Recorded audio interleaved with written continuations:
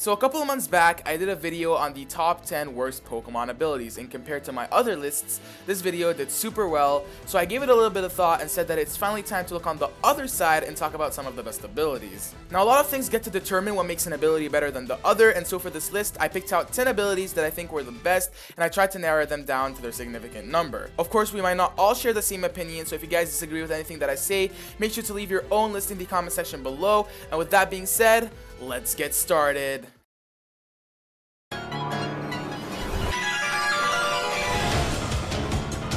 Coming in at number 10 is an ability that was introduced in Pokemon Sun and Moon and exclusive only to the 7 Ultra Beasts. Beast Boost is an ability that increases the Ultra Beast's high stats once it takes down a Pokemon. So let's say you have a Kartana on your team and its attack is at its high stats and you take down a Pokemon. Your Kartana's attack will increase thanks to Beast Boost. Now why this ability is so good is because Ultra Beasts already have really good stats, so giving them boosts when they take down Pokemon makes this ability so good and worthy of making it onto this list.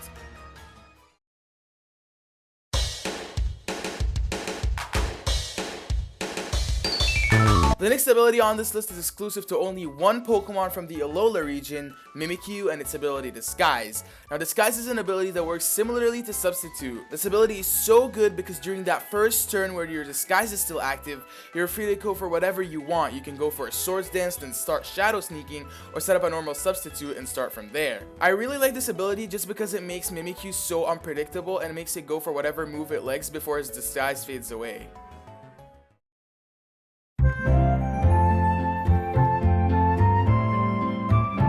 Next up, we have not 1, not 2, not 3, but 4 abilities sharing the number 8 spot because they all work similarly, just in different ways. Drought, Drizzle, Sandstream, and Snow Warning are abilities that change up the climate during battle and have instant uses for the moves Sunny Day, Rain Dance, Sandstorm, and Hail. Now, no doubt these abilities are used so many times during battle, it's almost like a necessity for people to have them. These abilities not only power up moves of the same typings, but also can be comboed well with other Pokemon with abilities that can do super well in these climates. For example, you can set up a Sandstream, then switch into a Pokemon that knows Sand Rush, or have Drizzle and switch out into a Pokemon with Rain Dish or a Swift Swim. You can even use moves that need charging or have low accuracy in these climates like Solar Beam during the sun, Blizzard during hail, and Thunder during rain. I can keep going on and on about how good these abilities are, but you probably already get the point.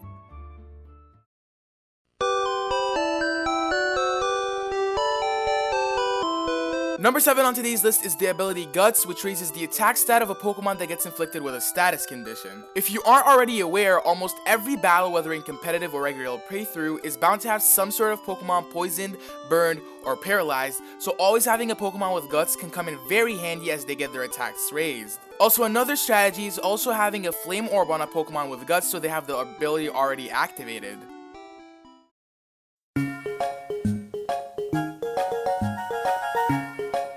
We have 3 abilities sharing the number 6 spot because, again, they all deliver similar points. Strong Jaw is an ability that powers up Bite and Fang moves like Thunder Fang, Ice Fang, Fire Fang, and Crunch. Iron Fist is an ability that powers up Punch-like moves like Mach Punch, Bullet Punch, Shadow Punch, and Fire Punch.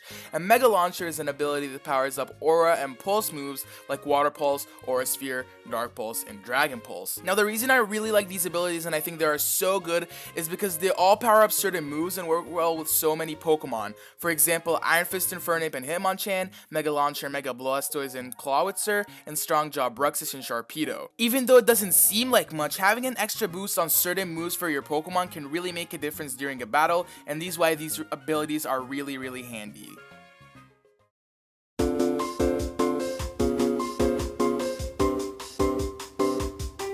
Ever wanted to use a normal or fighting type move on a ghost type Pokemon without using moves like Force-Set and Order Sleuth? Well, fear no more because Scrappy lets you do all of that without it wasting an extra turn. The idea itself is really brilliant and implementing it into an ability was a really smart move. And I think one of my favorite things about Scrappy is that most Pokemon that learn it are actually either normal types or fighting types.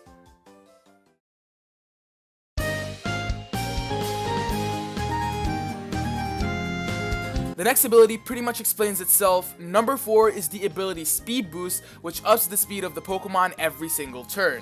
Pretty self-explanatory, but the types of setting up you can do with this ability really makes me like it, and it's very unimaginable, especially for Pokemon like Scolipede, Yanmega, and Mega Blaziken. I think we might as well add Moxie to the same spot as Speed Boost because it works the same way but raises attack instead.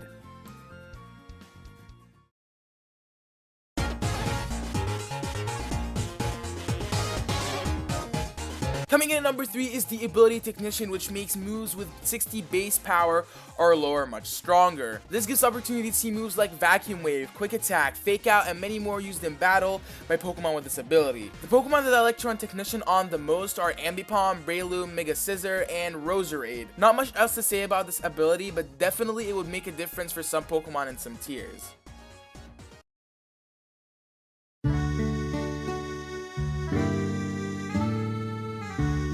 Coming in at number 2 is the ability Skilllink, and I know many people will hate me for having it so high up at number 2, but think about it. Having a move with 15 to 25 base power hit all 5 times, comboed with whatever item you have, it's pretty scary. Taking for example Shell Smash Cloyster with Skilllink, it's pretty much a beast. I've also seen a lot of good plays pulled off with Toucan and Chinchino, and let's not get started about Skilllink Mega Heracross. I think the best thing about it though is not having your fingers crossed every time to hit the move more than twice or 3 times.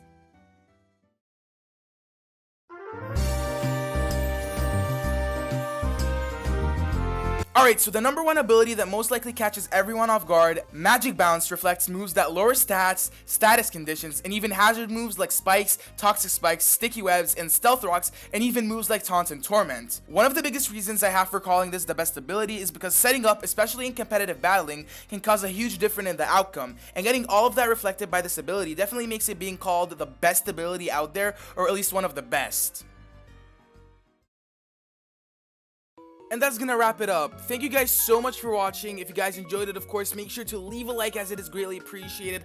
Comment down what you think the best abilities are, and subscribe to never miss a video. Thank you all so much for watching. I have been Relic, and I will see you all next time.